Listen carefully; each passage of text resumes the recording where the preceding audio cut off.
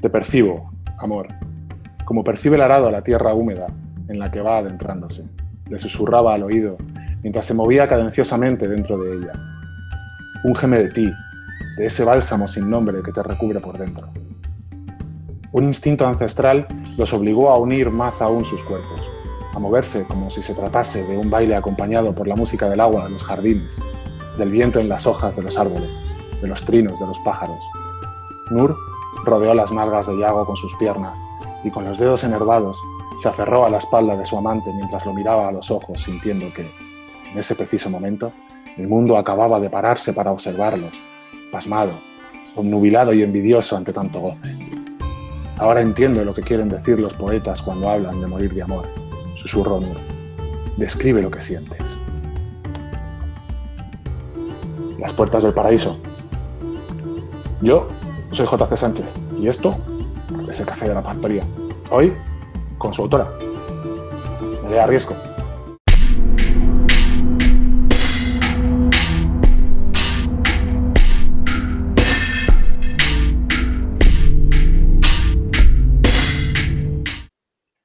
Nerea, buenos días. ¿Cómo Hola, estás? buenos días. Muy bien, estoy estupendamente encantada de estar contigo. Bueno, esto es una auténtica maravilla. Muchísimas gracias por habernos regalado esta preciosa novela, Las puertas del paraíso. Muchísimas gracias por estar aquí con nosotros, porque sé que, bueno, que tu día a día es complicado, que trabajas mucho, que tienes muchísimos compromisos y, bueno, pues nos has hecho un huequito y yo te estoy muy agradecido. Iremos poco a poco, además, también comentándole a nuestros amigos quién es Nerea Riesco, aunque muchos de ellos ya la conocen, porque, bueno, Nerea ya tiene muchas novelas, además, muy traducidas a distintos idiomas en el mercado. Y además de todo, también ha sido una de nuestras monitoras en Factoría, ¿verdad, Nerea?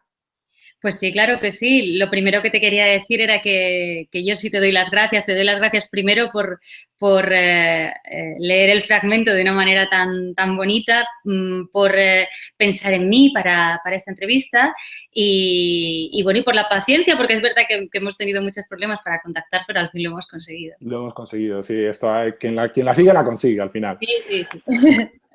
Bueno, voy a pasar a presentaros a Nerea Riesco, que nace en un año fenomenal, que es el año 76, y no es porque también sea mío, ¿vale? En Bilbao, pero que pronto se traslada a Valladolid, donde, bueno, pues vivirá hasta que se traslada a Sevilla, que yo creo que tiene ahora mismo reunido Sevilla a lo más granado y lo más florido de las letras españolas. O sea, estáis allí todos reconcentrados y es estupendo.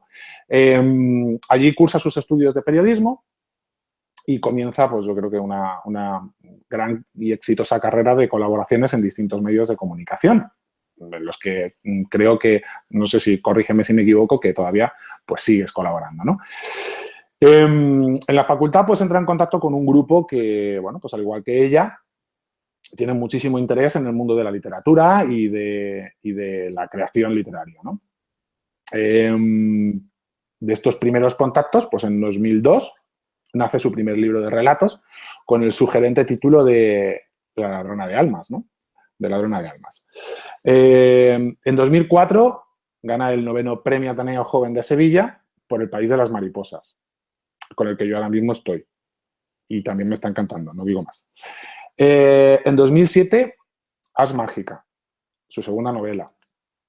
Bueno, pues una novela donde la historia también parte de, podríamos decir, de novela negra, ¿no? Y un concepto por el que luego te preguntaré un poquito más adelante, que es el grimonio, ¿puede ser? Grimorio. Grimorio.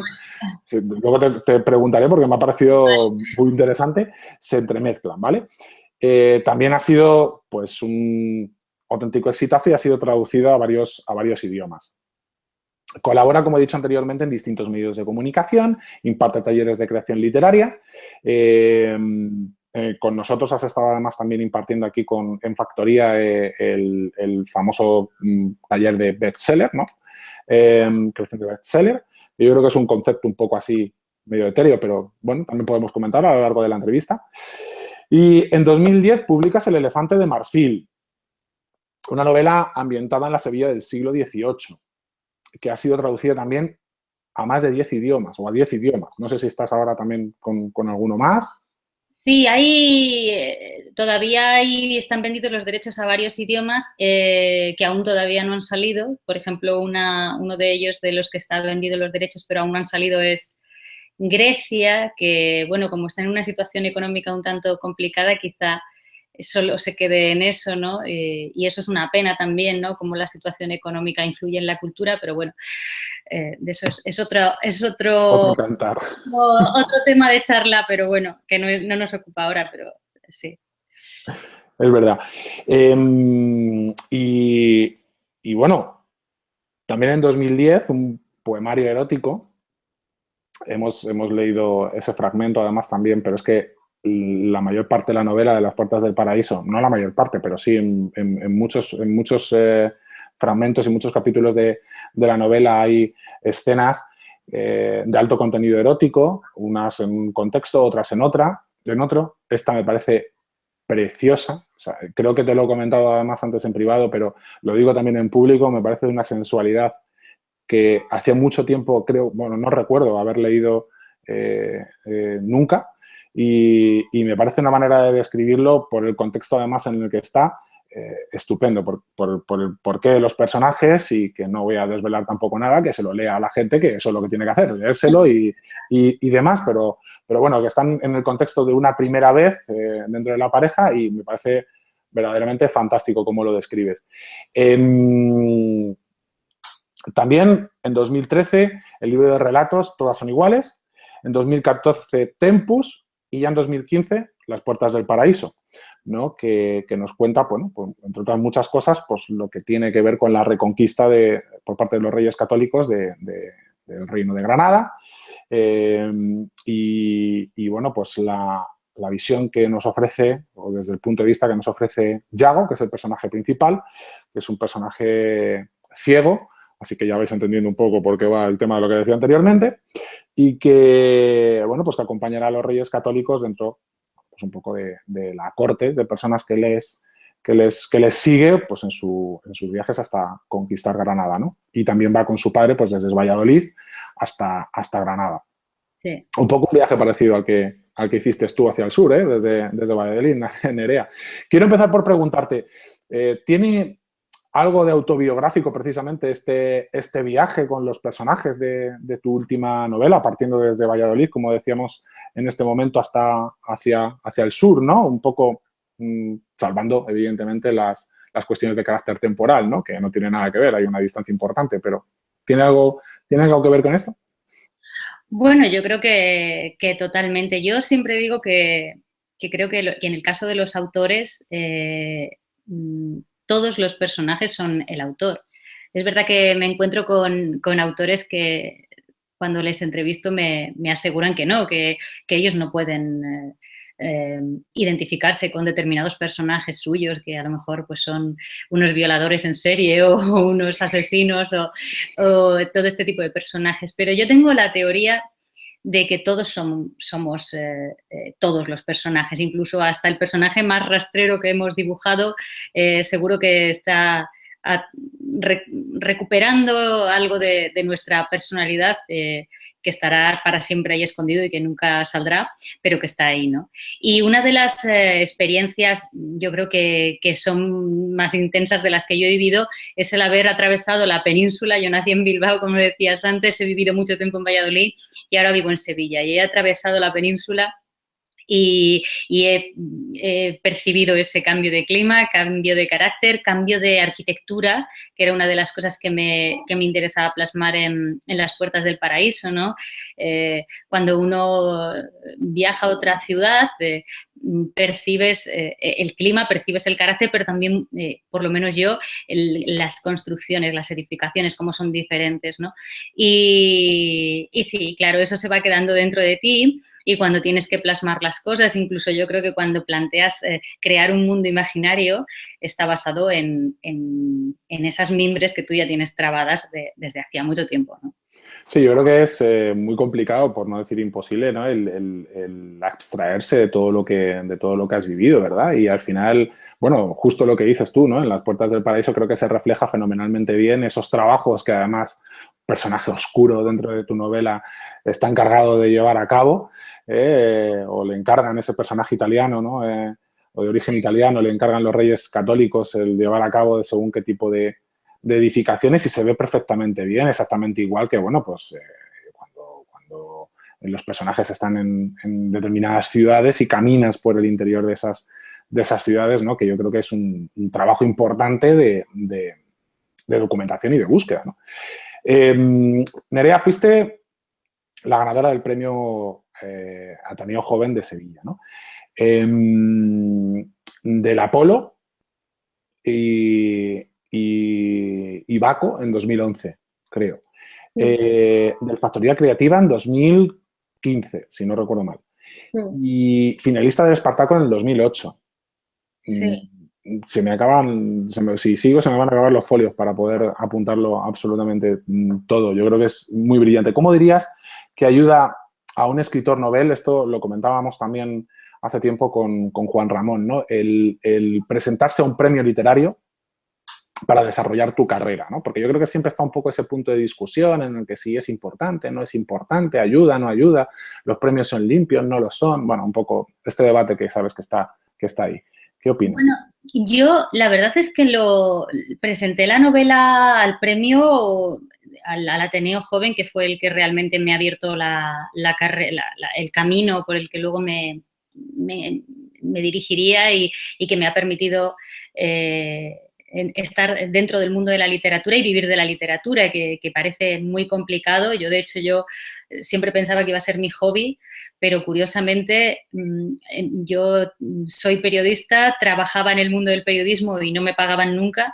Y entonces en el mundo de la literatura me iba muy bien. Yo gané el premio y seguía considerando que yo era periodista y que escribir era un hobby, ¿no? Y me costó, incluso en mi propia mente, era tanto lo que te repetían que no se podía vivir de la literatura que en mi propia cabeza me costó aceptar que yo llevaba ya varios años viviendo de los libros y que en el periodismo no me pagaban nunca, ¿no? Y creo que le pasa a mucha gente que se dedica al mundo del periodismo, que está de becario en un medio, que utilizan tu talento, que pones tu coche, pones tu grabadora, el tiempo, lo pones todo y a lo mejor te pagan. Yo recuerdo que en la radio trabajaba en la época de la facultad por 20.000 pesetas al mes, que me daba lo justo para pagar la gasolina para llegar a la radio que estaba en un pueblo, ¿no?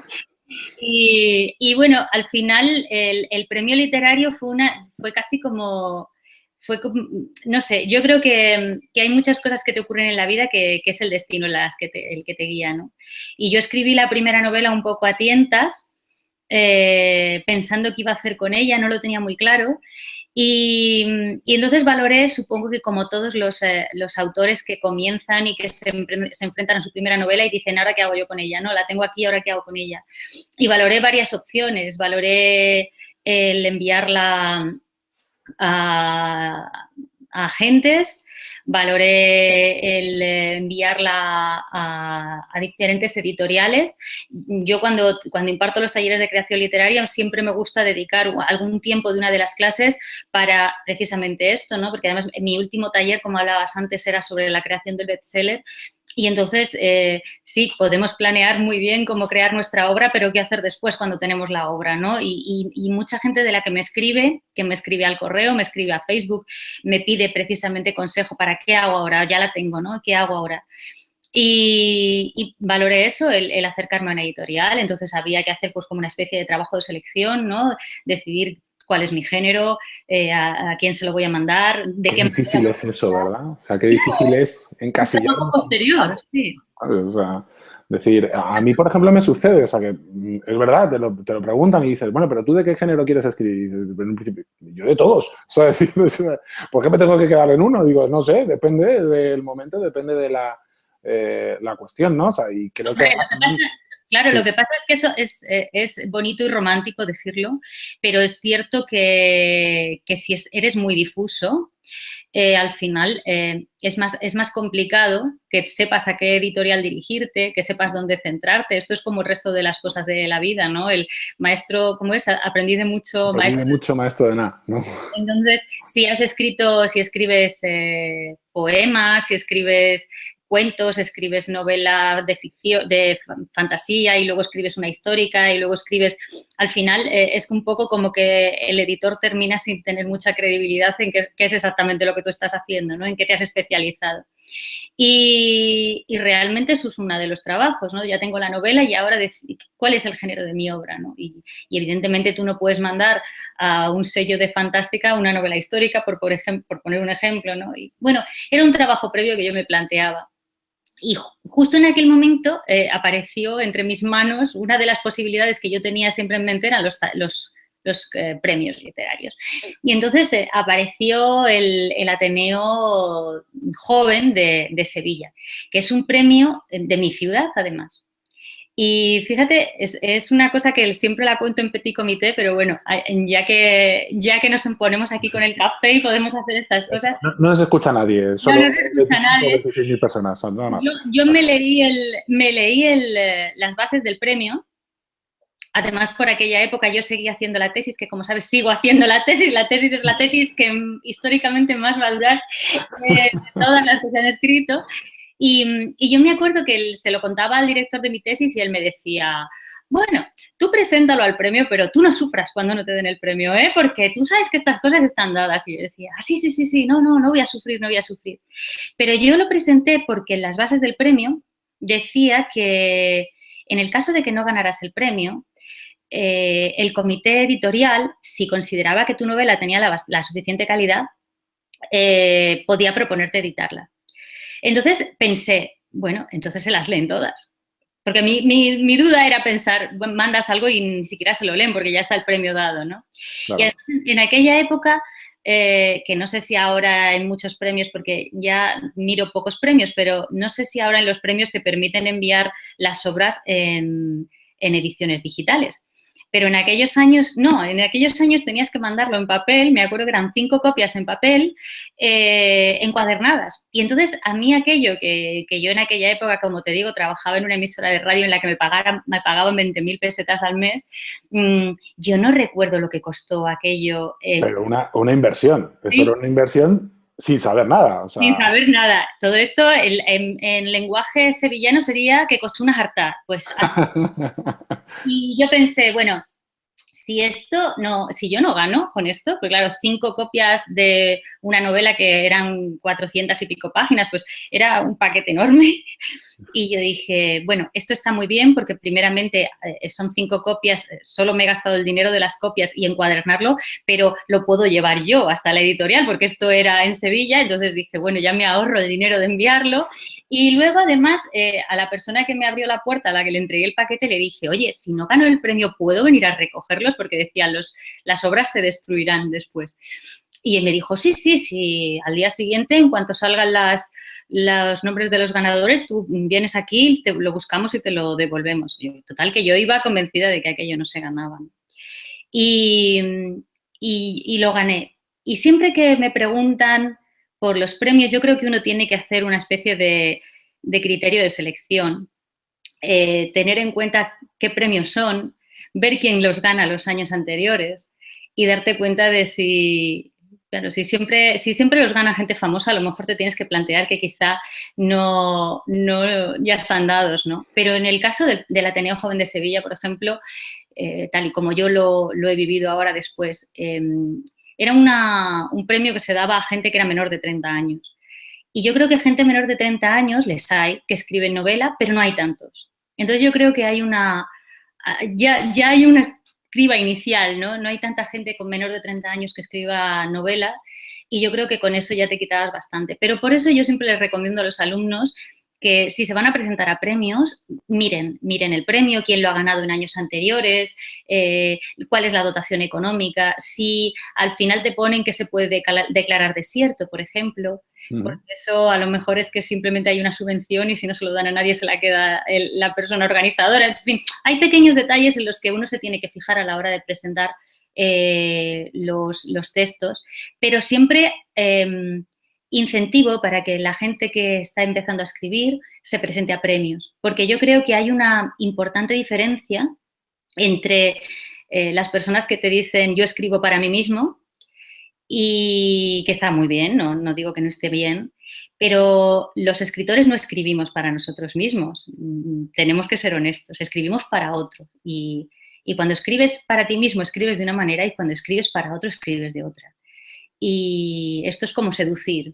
Tú no estás igual en casa el día que estás solo que el día que estás con la persona de tu vida, ¿no? No tienes el mismo pelo, ni te has maquillado igual, ni has hecho lo mismo, ¿no? Pues esto es un poco, escribir es un proceso de seducción. Hay que seducir y cuando te presentas a un premio pones un énfasis especial en ser seductor, ¿no? Por eso yo animo a la gente que se presente. Te pones más guapo. Sí, más guapetón y más seductor. Y yo animo a Es difícil, ¿eh? Las cosas como son. Tú más así, ya más guapa, es difícil. Me alegro de que me digas eso, pero te lo agradezco, te agradezco el piropo.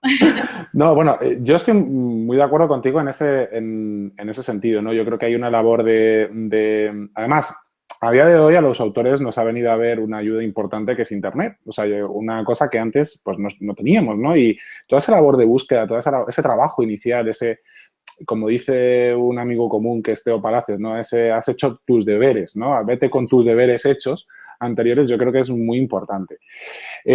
Comentaba antes cuando te presentaba que íbamos a hablar de un término que se había incorporado dentro de una de tus novelas, que es el término grimorio, ¿no? Bueno, es un término que aparece como género, voy a entrecomillarlo, ¿no? En tu novela Ars Mágica, que ha tenido, pues, como hemos dicho antes, muchísimo éxito, ¿no? Tanto dentro como fuera de nuestras fronteras. Yo quería que me hablases un poquito de este término. ¿Cómo se acuña? ¿Por qué?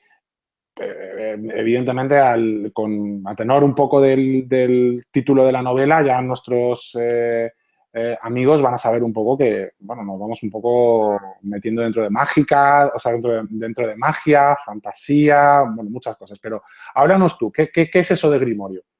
Pues mira, yo cuando me planteé Ars Mágica tenía pensado escribir como una especie de camino de Oz. O sea, quería que los personajes fueran un poco como los personajes del Mago de Oz, ¿no? Todos comenzaban la novela de una manera y la terminaban de otra. Pero no lo habían conseguido. O sea, normalmente cuando tú planteas a un personaje en una novela, tiene unos deseos que va a conseguir al final o no los va a conseguir, pero bueno.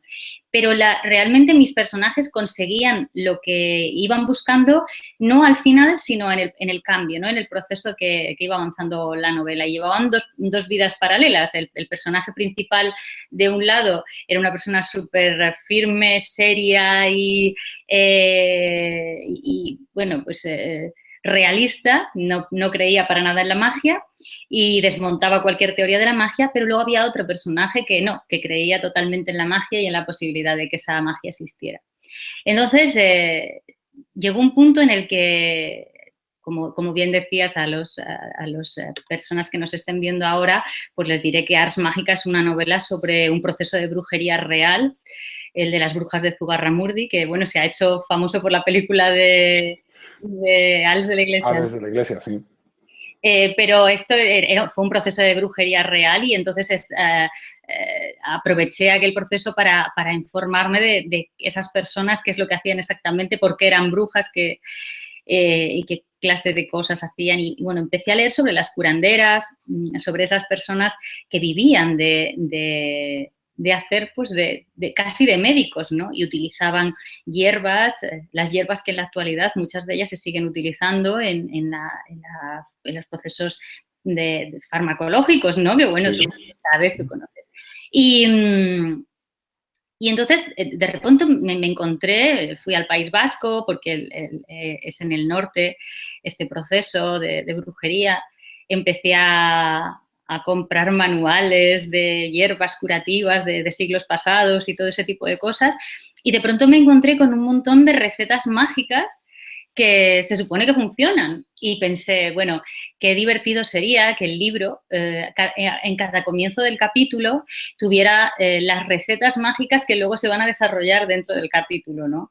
Y entonces, cada comienzo del capítulo de Ars Mágica, pues, tiene pues trucos para hacer desaparecer verrugas, para hacerte invisible o para eliminar todo el vello del cuerpo, que yo siempre digo que el día que me coja Corporación Dermoestética me va a matar porque estoy ahí ofreciendo una solución para eliminar el vello del cuerpo de forma fácil y segura.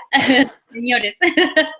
Señores que nos están viendo, que van mucho ahora, se lleva mucho todo el tema del metrosexual y demás, Ars Mágica da recetas para ese punto sin necesidad de pasar por la cera, ni el láser, importante.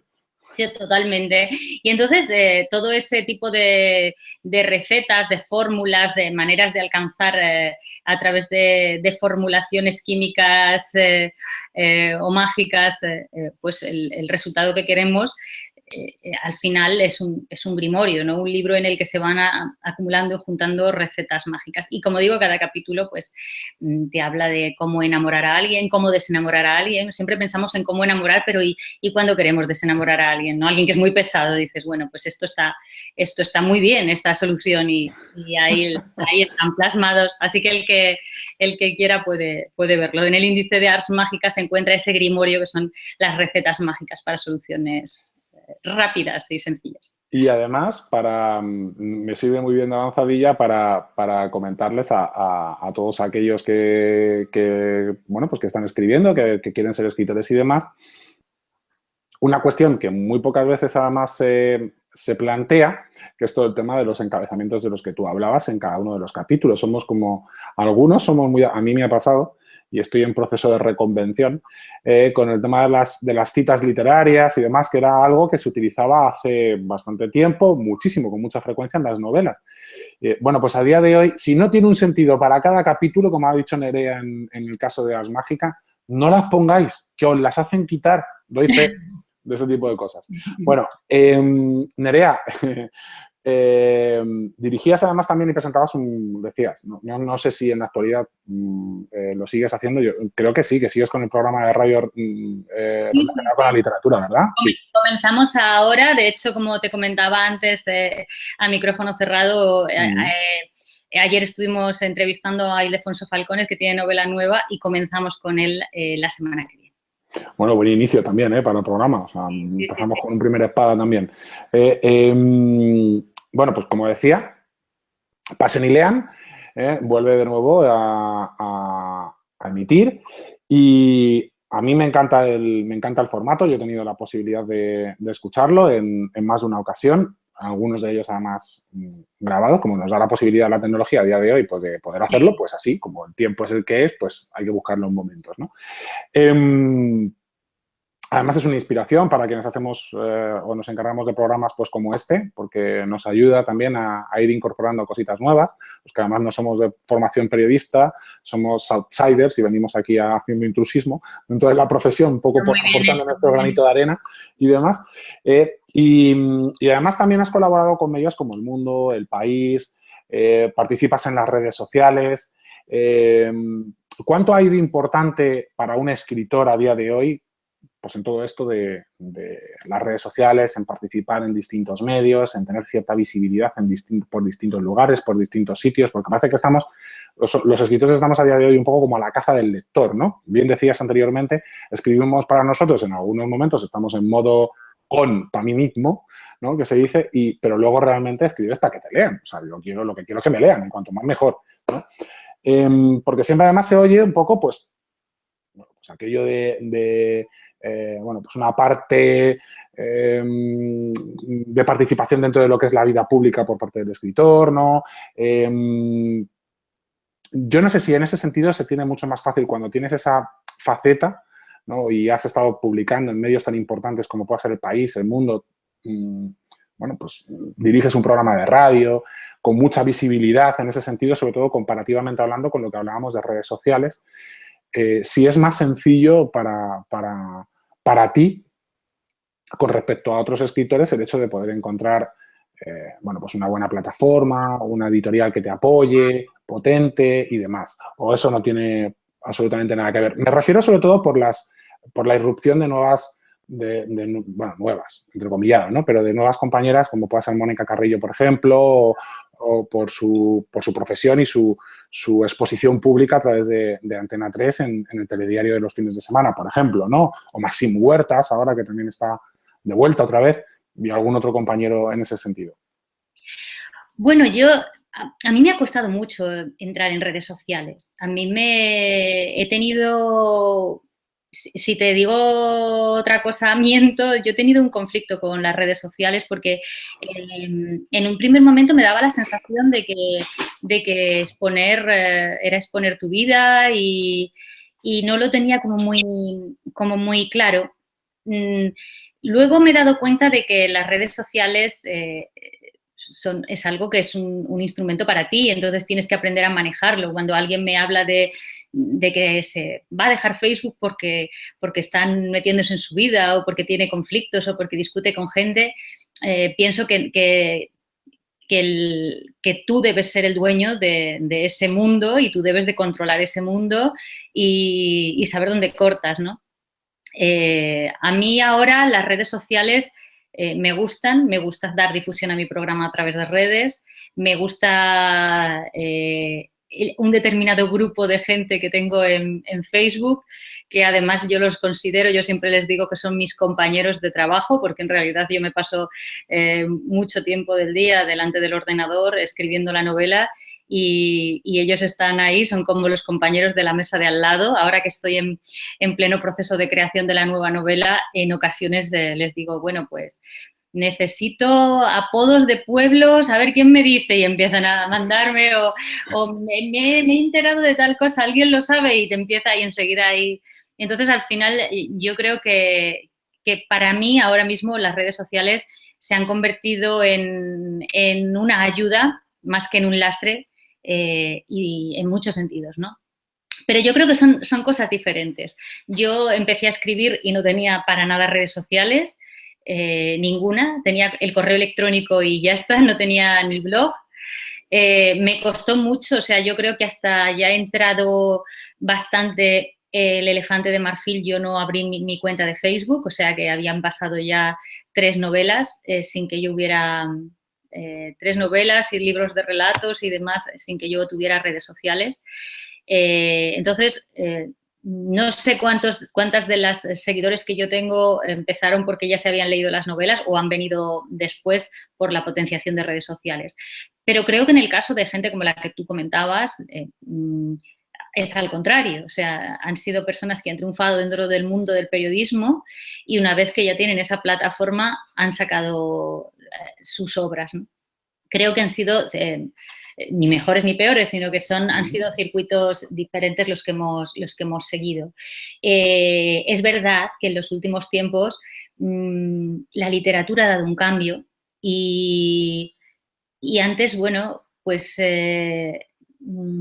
los lectores se acercaban a la librería, elegían su libro y ahora van más bien buscando al libro de la persona a la que ven en medios. Los medios, las redes sociales también han hecho que queramos que todo sea muy inmediato, ¿no? Eso se prueba enseguida. Si tú pones un mensaje en Facebook que es una frase, enseguida tienes 20 me gustas, ¿no? Pero si es un texto demasiado largo, va a costar hasta que dé el primer me gusta porque la gente va más rápido, ¿no? Y es verdad que la televisión está creando mucho lector y me parece lógico que las editoriales quieran aprovechar a esas personas que ya tienen el tirón mediático para editar sus libros. Pero yo creo que las redes sociales cada vez más ayudan, complementan, la gente está en redes sociales, ayudan y complementan a la promoción de los libros. Además, yo creo también que yo creo que es fenomenal el acercamiento de alguna manera, ¿no?, que tienes a la gente que te sigue, ¿no?, a tus lectores, de alguna forma esa posibilidad de interactuar que antes solamente tenías, yo creo que lo ha comentado algún otro compañero en otros medios, ¿no? Antes solamente tenías la posibilidad de ver a tus lectores en las firmas, en las distintas firmas de libros y demás, y ahora, bueno, pues cualquiera te puede hacer un comentario con tu Twitter o con tu Face, ¿no? Y Hombre, yo creo que tiene que ser, todavía no lo he experimentado en carne propia, pero yo creo que tiene que ser fenomenal, ¿no? El hecho de que un lector te pueda decir en un momento determinado, oye, me ha encantado, tal. Luego también tienes el contrapunto, ¿no? Que No, alguien te pueda claro, decir, oye, claro, esto no me claro. gusta nada, ¿sabes? Pero sí No, tiene que ser pero interesante. hay que saber cómo hacerlo, porque ayer, como te decía, estuve entrevistando a Ildefonso Falcones y hablábamos de eso. Y hablábamos de, a mí hay cosas que me han ocurrido con esa interacción con los lectores que me parecen sublimes. Yo creo que por mi formación periodística no soy capaz de imaginar que no hay nadie al otro lado de las letras, que mi mensaje no ha llegado a nadie, ¿no? Pero cuando ya además llega alguien y llega de una forma muy especial, recuerdo un correo en concreto de una persona que estaba en el hospital porque operaban a su hijo era una operación muy grave y estuvo 5 horas sola esta persona en una habitación esperando a que su hijo saliera de esa operación y que no sabía si iba a salir bien o mal. Y me decía que esas 5 horas las había pasado leyendo una de mis novelas y que eso la había ayudado muchísimo a poder sobrellevar esas 5 horas que eran definitivas para su vida, ¿no? Qué Y, bonito. sí, y que alguien te diga eso y que tú pienses, bueno, qué maravilla, no voy a, seguramente no conoceré físicamente nunca a esa persona, a lo mejor si yo nunca hubiera escrito este libro, nunca hubiéramos tenido ningún contacto y de pronto estás ayudando o sirviendo a alguien con un mundo que tú has creado que tampoco existe, o sea, que simplemente te lo has inventado y estás haciendo que un momento dramático pues se alivie, ¿no? Y eso lo puedes hacer, es como mágico, ¿no? Que eso lo puedas hacer a través de las palabras, pero no solamente que lo puedas hacer, ¿no? Sino que además te lo puedan decir. Y ayer hablaba con Falcones de eso, ¿no? Que hay que hacer un ejercicio porque en ocasiones hablamos de las críticas negativas y de cómo nos afectan, ¿no? Y que nos hacen una crítica negativa de un trabajo, porque en muchas ocasiones eh, alguien que hace una crítica en 15 minutos para una revista o para un blog no se da cuenta de que está criticando el trabajo de una persona que a lo mejor lleva 4 años involucrada en esa obra, ¿no? Y, y decíamos, bueno, fíjate que cuánto te duele una crítica negativa, le estás dando vueltas y le vuelves a dar vueltas porque ha dicho esto, pero esto lo dije. Y en cambio una crítica positiva, algo como eso, debería de quedar mucho más tiempo en tu mente, ¿no? Es decir, bueno, es que con mi mundo, un mundo imaginado, he podido hacer feliz a alguien y eso tiene que primar, ¿no? Y gracias a las redes sociales eso es mucho más sencillo porque tú estás mucho más accesible.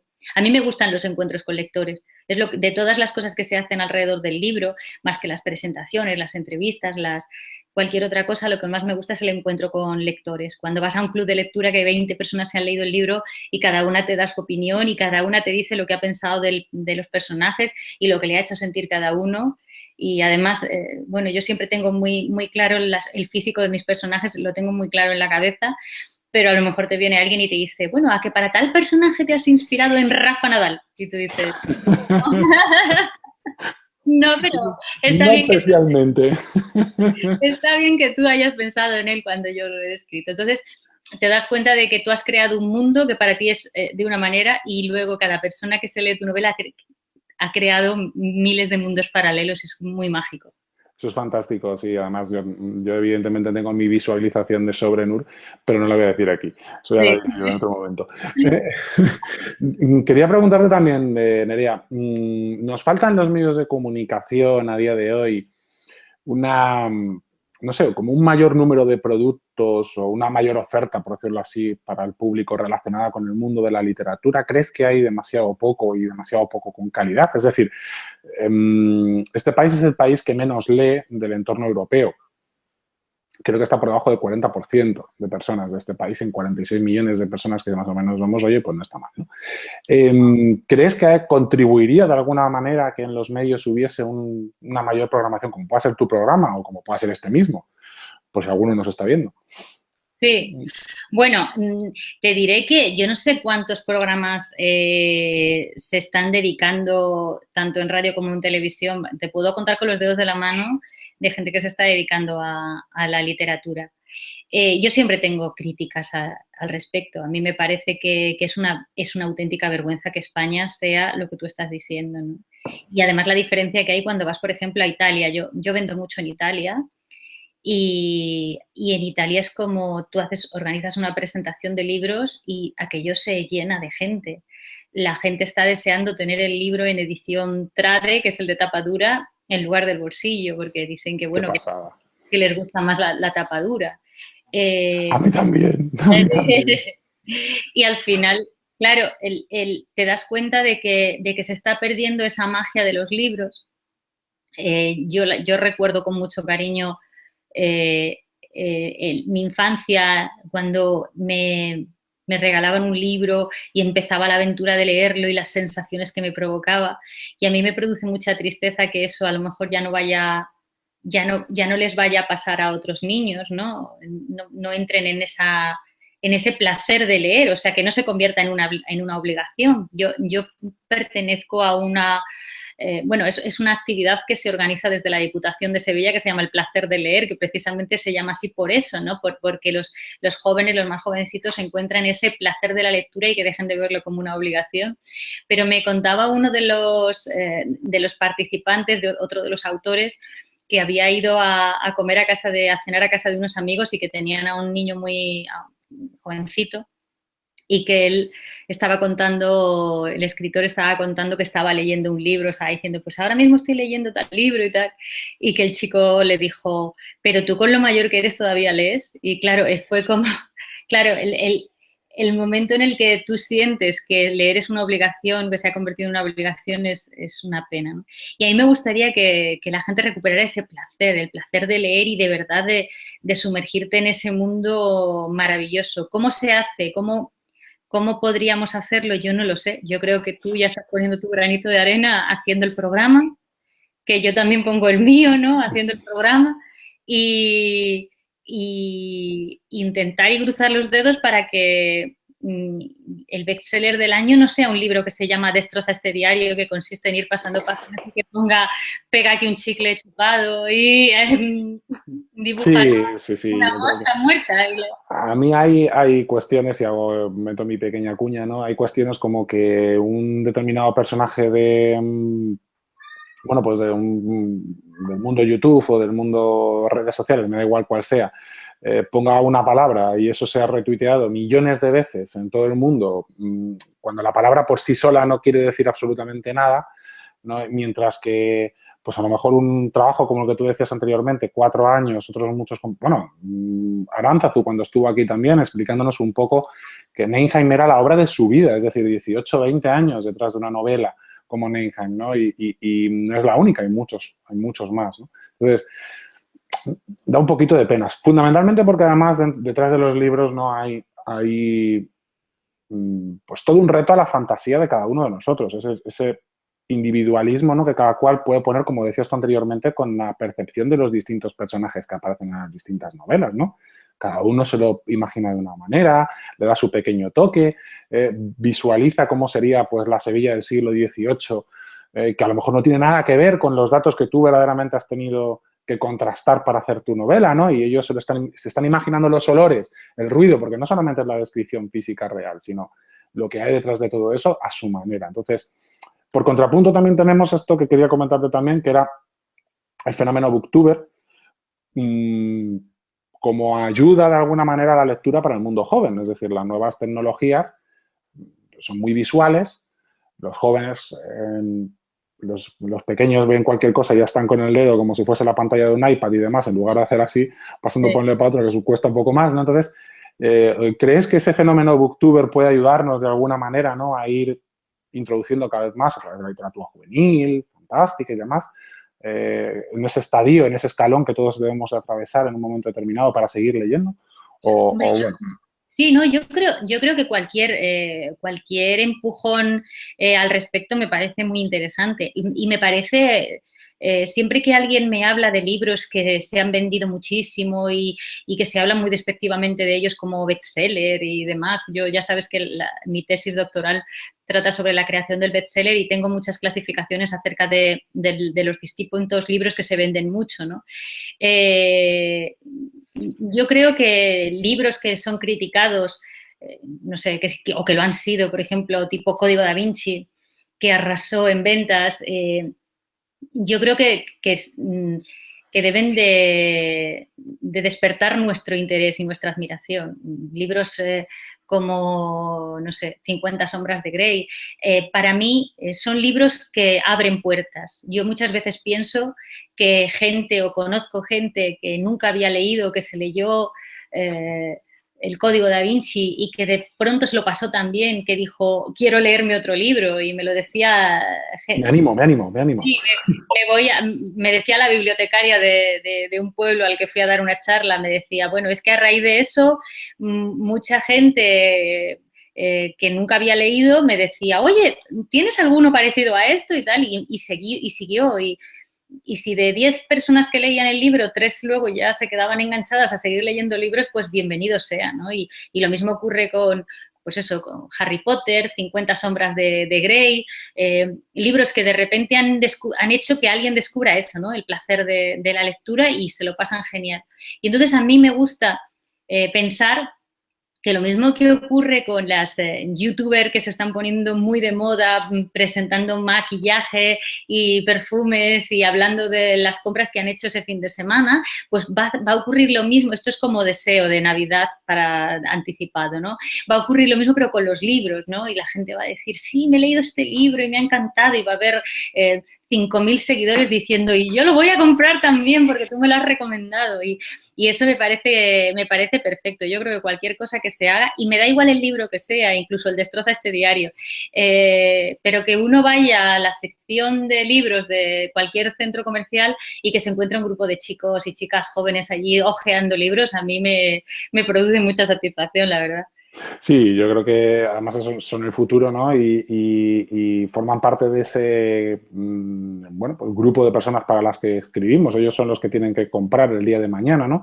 Sí. Y de alguna manera pues seguir fomentando esta Sí, industria. totalmente. Claro, la industria, sí, bueno, al final es eso, ¿no? Cuando alguien te dice, te habla de escribir, de que la cultura sea gratuita y todo eso, y de que tus libros deberían estar de forma abierta en Internet y no nos damos cuenta de que esto también es una industria, ¿no? Y está el que diseña la portada, el que distribuye el libro, el librero, el representante, hay un montón de gente que gira en torno a la obra de alguien que en realidad se lleva un 10% de la obra, con suerte, ¿no?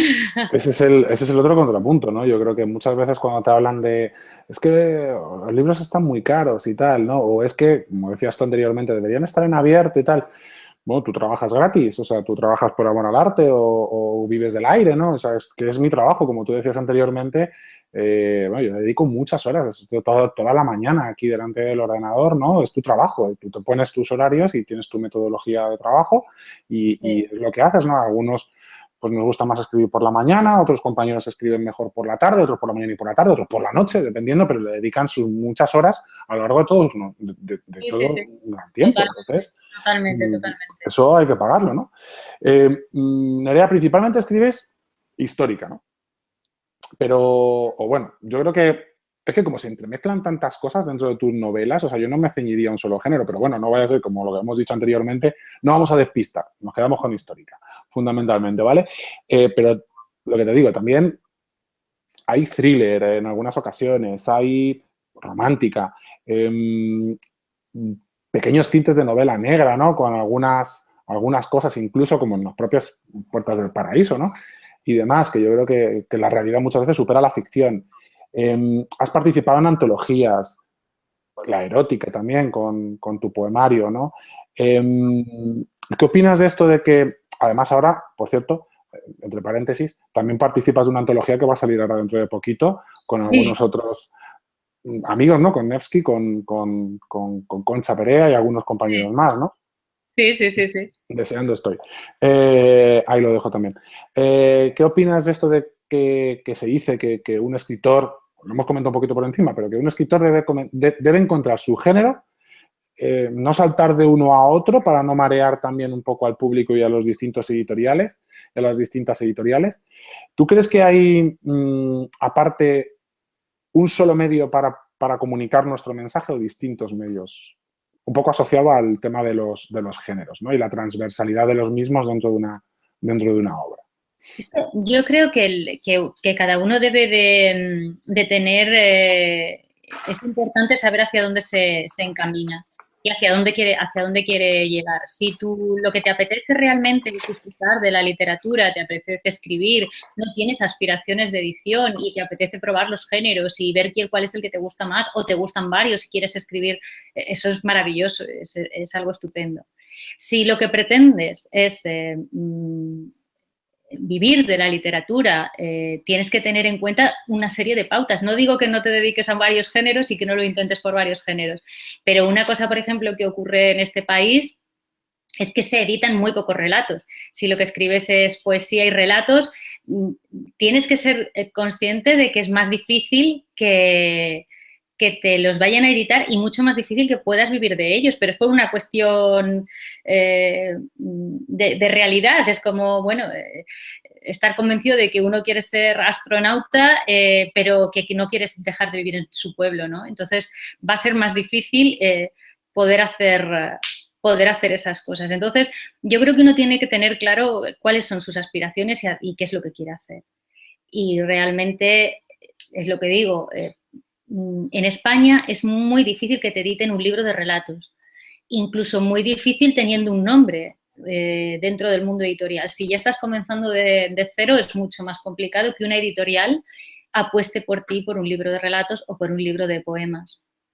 Y luego también es muy complicado, normalmente si trabajas con una editorial, trabajas con un mismo sello y ese mismo sello se dedica, no sé, imagínate que escribes romántica, va a ser más complicado que cambies de género, que despistes al lector, que despistes al comercial, al librero, que al final no sepan dónde encasillarte y al final te quedes en una tierra de nadie. Entonces, lo fundamental, yo creo, es que tengamos claro cuáles son nuestros objetivos, pero como todo en la vida, normalmente cuando no tienes muy claro hacia dónde te diriges, hacia dónde quieres dirigirte, corres el riesgo de empezar a No llegas.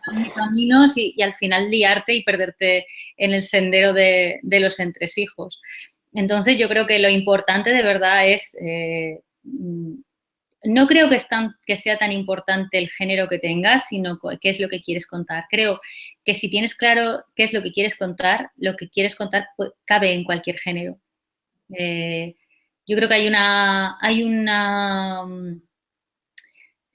algo muy fundamental que a mí me gusta siempre contar en mis obras, que es la inmortalidad. Eso aparece en muchas de ellas, ¿no? La posibilidad de vivir para siempre, de ser inmortal. Y lo he podido tratar en varios de ellos, desde el poemario erótico a Las puertas del paraíso o a Tempus, que era una novela casi de ciencia ficción. Entonces, yo creo que uno, lo que te digo, tiene que marcar el lugar hacia donde se quiere dirigir y utilizar, hacer un poco de coaching y decidir hacia dónde voy, ¿no? Y voy a tomar ese camino. Bueno, yo creo que la inmortalidad tú ya la tienes conseguida, ¿no? Yo creo que con todas tus novelas tú ya sí vas a pasar a esa, o conseguir esa inmortalidad. Tú, como todos, pues evidentemente un día dejaremos de estar por aquí. Bueno, o no, porque la ciencia últimamente está diciendo una serie de cosas que ya no sé qué pensar, ¿no? Pero lo que sí está claro que tanto si sí como si no, tus novelas sí que van a quedar. O sea, que tú ya sí lo tienes ahí conseguido por ese lado. Nerea, llevas mucho tiempo, además, bueno, pues impartiendo talleres, como tú decías, de creación, ¿no? ¿Qué le dirías a aquellos que opinan que pues, la formación en un escritor es como... Bueno, papel mojado, que no vale esto para nada? Hay mucha diferencia entre los talleres de creación puros, o sea, los talleres de creación literaria y bueno, pues los que son objeto también un poco de tu tesis, ¿no? Los de bestseller, o bueno, o no. Yo tengo mi opinión, pero prefiero que me lo digas tú, que eres la experta en ese sentido. Bueno, a mí lo que me sorprende mucho, me parece que con la literatura ocurre algo muy pintoresco, ¿no? Igual que cuando un libro gusta mucho y a mucha gente se convierte en bestseller y es como denostado, ¿no? Ah, pero es un bestseller, ¿no? Que no pasa con los cuadros, ¿no? Imagínate que dijeran eso de las meninas, ¿no? Ah, le gusta a mucha gente, bah. Bueno, porque le ha gustado a mucha gente, ¿no? Y eso solo pasa con la literatura. Si hay un arquitecto fantástico que hace una obra, hace el Guggenheim y todo el mundo dice, madre mía, qué maravilla, y es mucha gente a la que le gusta y es como la prueba de que qué bueno es, ¿no? Porque le ha gustado a mucha gente. Pero si un libro le gusta a mucha gente, como dice Pérez Reverte, hay una, con perdón de la expresión, hay una gran cohorte de cagatintas que salen a decir que aquello es un bodrio porque le ha gustado a mucha gente. Y pasa un poquito también con lo que hablábamos de los talleres de creación literaria. Cuando un pintor acude a la Escuela de Bellas Artes a aprender a pintar, pues resulta que es perfecto, es maravilloso y es así como se debe hacer, ¿no? O un escultor. Pero resulta que la literatura no. Uno se le presupone que de pronto tiene que estar tocado por la mano de Dios y que tiene que saber cómo escribir su novela de manera natural, así como el que sabe comer, ¿no? Los escritores son talentosos. Yo creo que lo que no se aprende es el talento, pero es que eso no te lo enseñan en ningún lugar. El talento, tú puedes no tener ningún talento y sentirte contagiado y tener muchas ganas de hacer cosas y hacerlo correctamente. Pero yo creo que lo que no te pueden enseñar es el talento, pero no te lo pueden enseñar ni en una escuela de pintura ni en una escuela de escultura si quieres ser pintor o escultor. Creo que te lo tienen que presuponer, igual que cuando estabas antes diciendo lo de, bueno, soy un intruso dentro del mundo del periodismo. Bueno, yo creo que al final de mis compañeros que entraron conmigo en periodismo, el que no entró siendo comunicador no lo aprendió en la facultad. O sea, yo creo que uno es comunicador y allí te enseñan tú eres comunicador, Encauzar, ¿no? te enseñan cómo hacerlo, ¿no? Y yo creo que un poco en los talleres de creación literaria ocurre eso. Yo no había hecho ningún taller de creación literaria cuando empecé mi primera novela.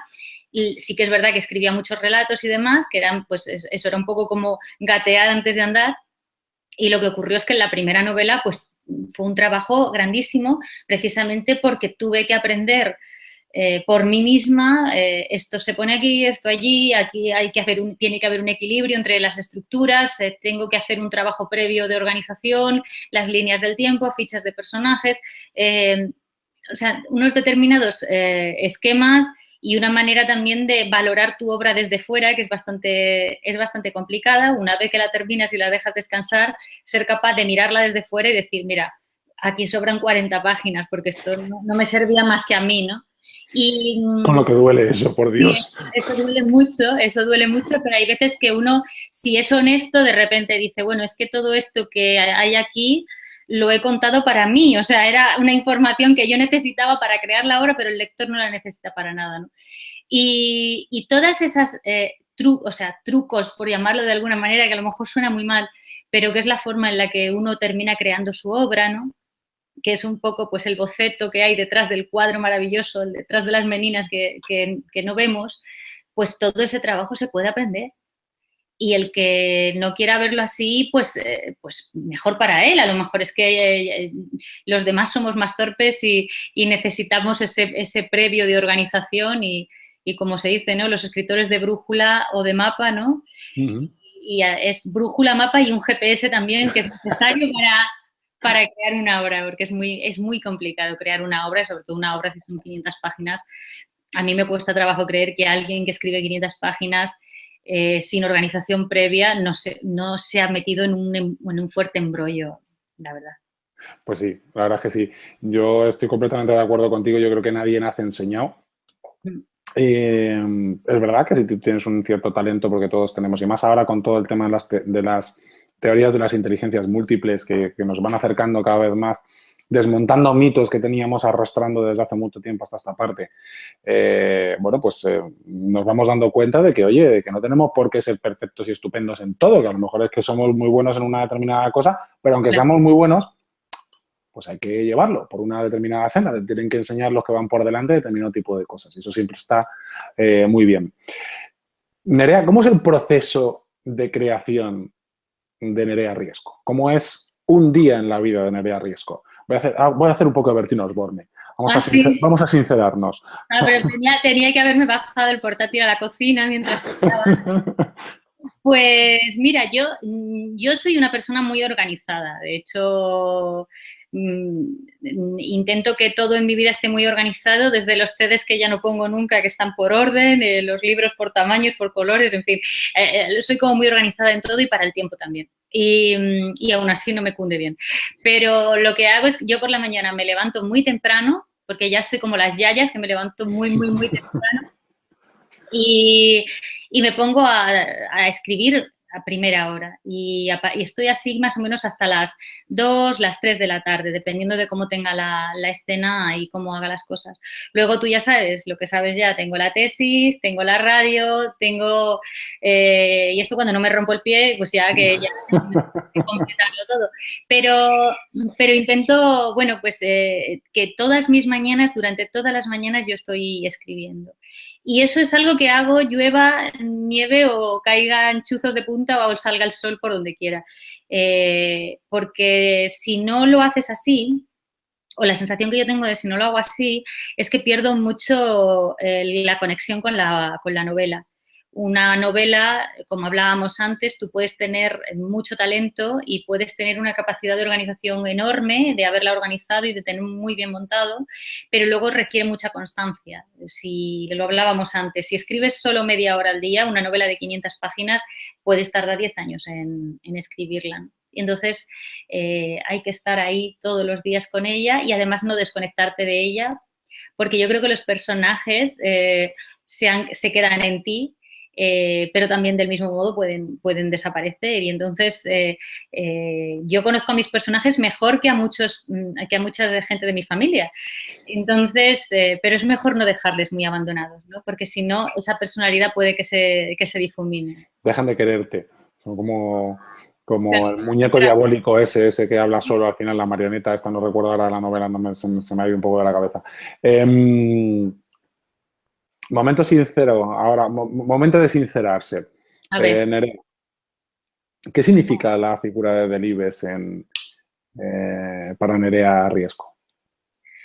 Pues fíjate que Delibes, claro, yo he crecido en Valladolid y entonces en Valladolid es una figura importantísima, pero es curioso porque mi abuela siempre dice que yo soy escritora porque el espíritu de Delibes se ha quedado flotando en un chalet que ellos tenían en Valladolid. Yo, como os decía, vivía en Valladolid, mis abuelos son de Valladolid, y tenían un chalet en un lugar que se llama Laguna de Duero, un lugar en el que Umbral también estuvo mucho tiempo, pasó allí su infancia.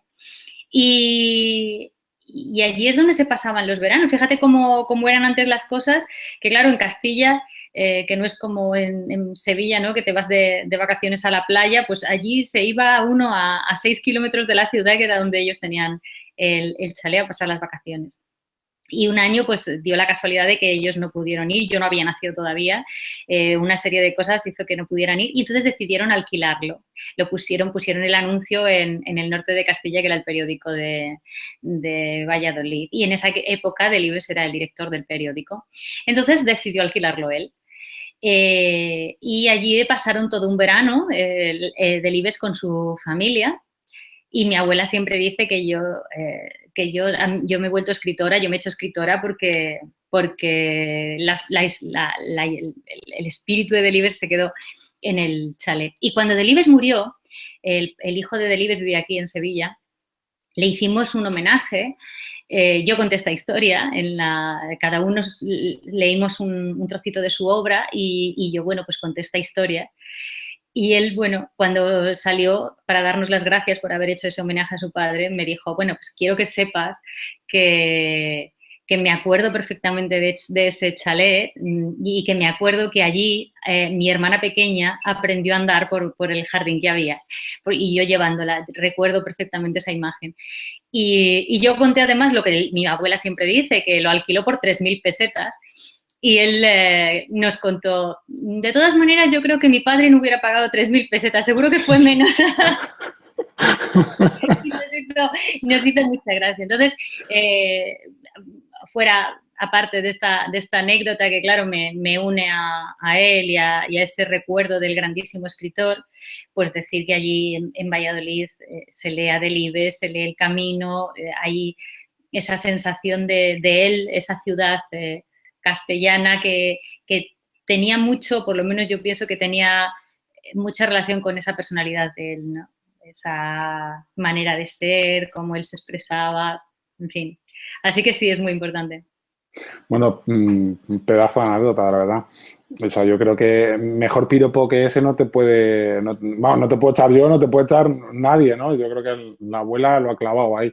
Sí, sí, Oye, sí. ojalá fuera verdad si no lo es, ¿no? El hecho de que pues la figura de un escritor como Delibes se apodere de uno en ese Sí, sentido. sí, sí. Nerea, Las puertas del paraíso. Cuenta, para ir finalizando, cuenta una historia de amor pues fascinante, como hemos dicho, ¿no? Entre personas de mundos muy dispares, muy distintos, ¿no? Además, tiene como, pues no me canso de repetir, pues uno de los momentos más emotivos y sensuales que yo he leído nunca, que he intentado trasladar aquí a la audiencia al comienzo de esta entrevista, ¿no? La vida de estos personajes es un alegato, bueno, pues del que, ¿cómo decir? Pues como que el que la sigue la consigue o no sé, podría ser finalmente, perdona, que es que me he tenido que tomar un caramelo de estos de menta porque si no, no termino la entrevista. Te El lo va otoño, el otoño está haciendo estragos en mi garganta. Decía, ¿podría ser un consejo, esto de que la sigue la consigue, para todas aquellas personas que queremos ser escritor? Eh, Puede ser, esa es una de las lecturas. Yo, la sensación que tenía con la novela era, bueno, un poco eso, la inmortalidad, ¿no? El conseguir que pase el tiempo, pero que tu paso por la tierra perdure, ¿no? Para siempre, y él lo pretende.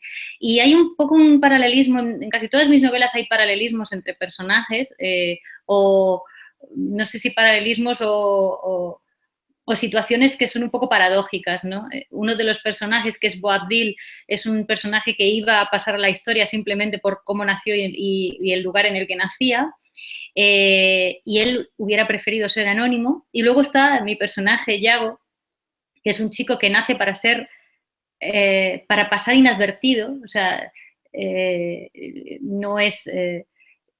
no pertenece a una familia destacada, nace ciego, sobrevive de milagro, y de pronto él se niega a que su paso por la tierra no perdure, ¿no? Y entonces decide que eso no puede ser así y quiere convertirse en inmortal. Al final los dos lo son, pero de maneras diferentes, uno buscándolo y otro no. Y sí, es un poco eso. Mi paso por aquí va a tener un significado, ¿no? No puede ser que...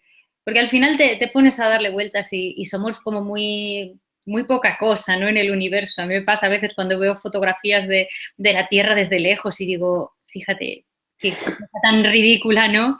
Estamos ahí.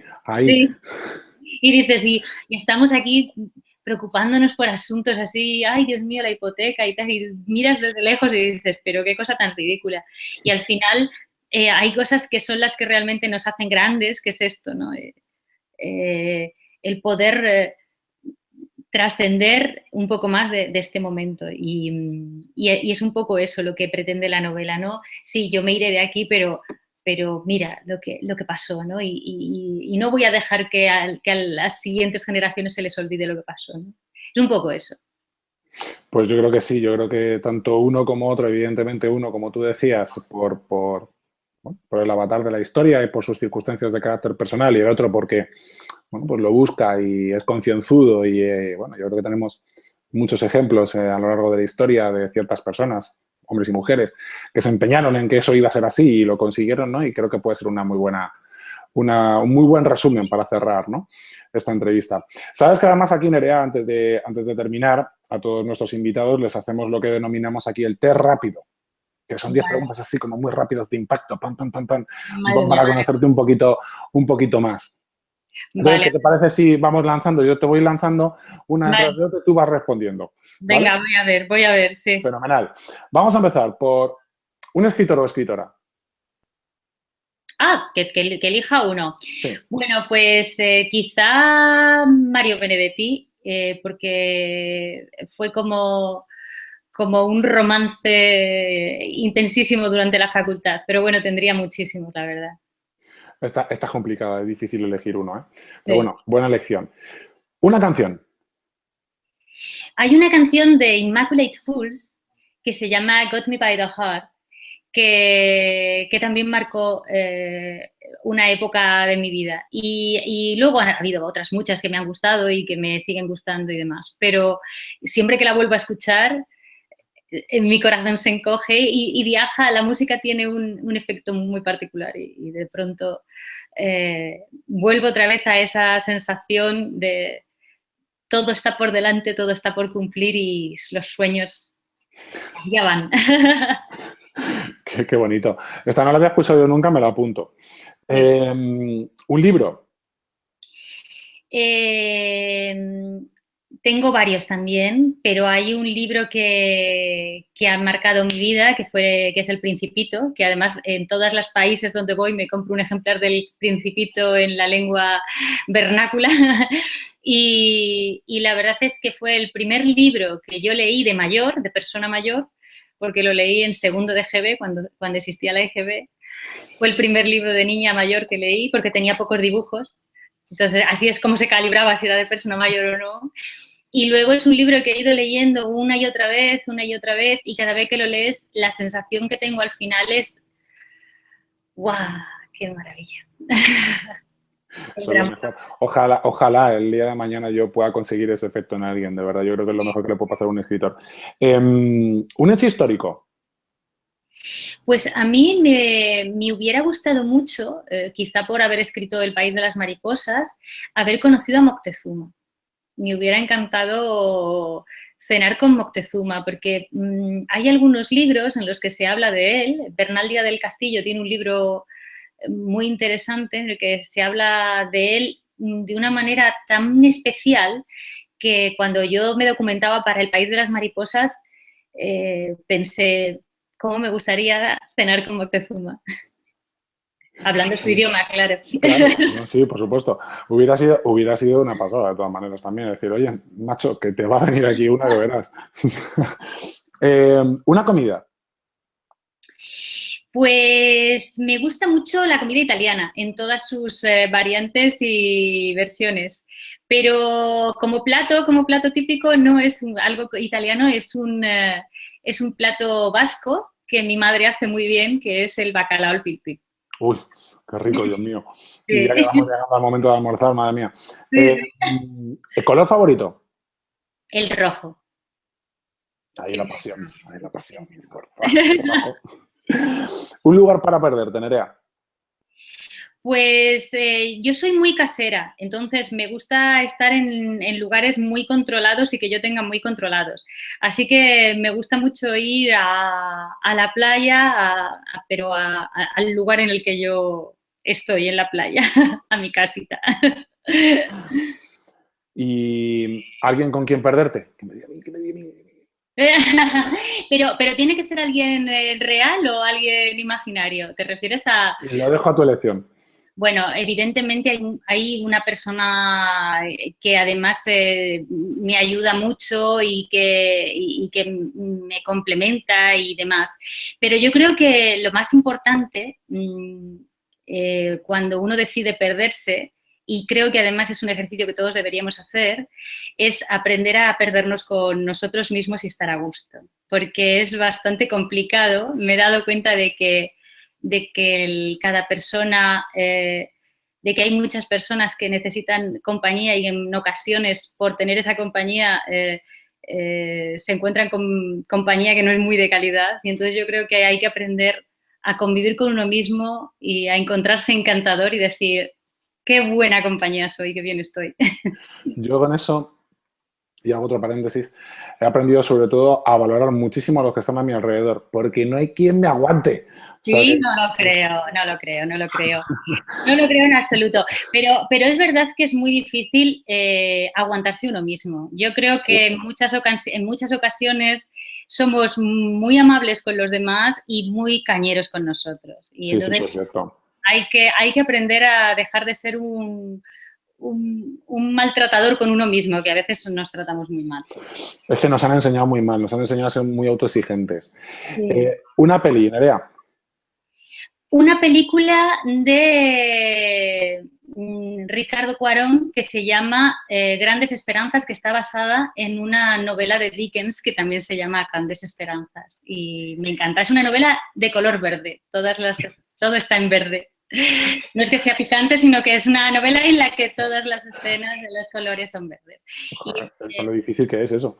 es una versión bastante libre de las grandes esperanzas de Dickens, pero a mí esa película me encantó. Y también tiene muchas escenas sensuales, así tirando a eróticas, y se ve que es que pues no puedo evitarlo, me gustan esas escenas.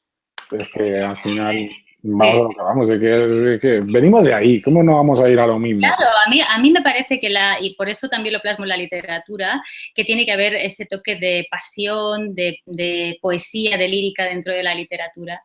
Y hay escenas en esa película, tal y como está planteada, lo que te decía del color o el tacto, no sé, las sensaciones que me producía eran muy, muy intensas y, bueno, esa película. Apuntada queda. Y ya para finalizar, vamos a cerrar el círculo con una cita literaria. Pues mira, pensaba en la que tengo en Las Puertas del Paraíso, que me parece genial y además yo creo que en los tiempos en los que estamos es muy reveladora, que es una cita de Borges que dice yo no entiendo de venganzas ni perdones, el olvido es la única venganza y el único perdón. Y sí, Es que te la iba a enseñar para que vean que es verdad que está aquí. A ver, que está en la cámara, que se vea bien. Tiqui, tiqui. Y no se la he enseñado, ¿eh? Se la sabe, que lo sepáis. Sí, porque en realidad Las Puertas del Paraíso habla sobre la venganza, ¿no? Y vivimos en un momento en el que hay tanto deseo de venganza y trae la venganza, como decía Benedetti precisamente en esa historia de vampiros que luego Serrat versionó, la sangre siempre trae sangre, ¿no? Y un poco la venganza es un poco como demoledora en ocasiones y buscar la venganza y seguir buscando la venganza, pues al final es terrible. Y yo creo que esa cita de Borges es muy buena. Pero también me gusta mucho una de Machado que me parece muy esperanzadora, que dice, hoy es siempre todavía, ¿no? O sea que todavía estamos a tiempo de hacer muchas cosas y esa creo que si es para cerrar es más esperanzadora aún. Pues yo creo que no puede haber un cierre mejor para este café.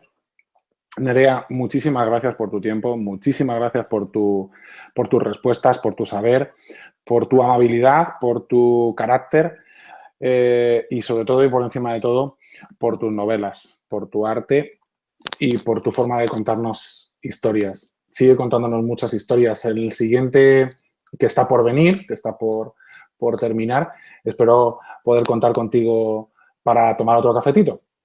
Claro que sí, y yo también te abro las puertas del Pasen y Lean para cuando te quieras venir. Muchas gracias por la entrevista, me ha encantado, me lo he pasado muy bien. Y a todos vosotros, muchas gracias por estar aquí con nosotros en el Café de la Factoría. Yo soy JC Sánchez y esta, como sabéis, vuestra casa. Besos, abrazos, nos seguimos viendo. Sed buenos y leed.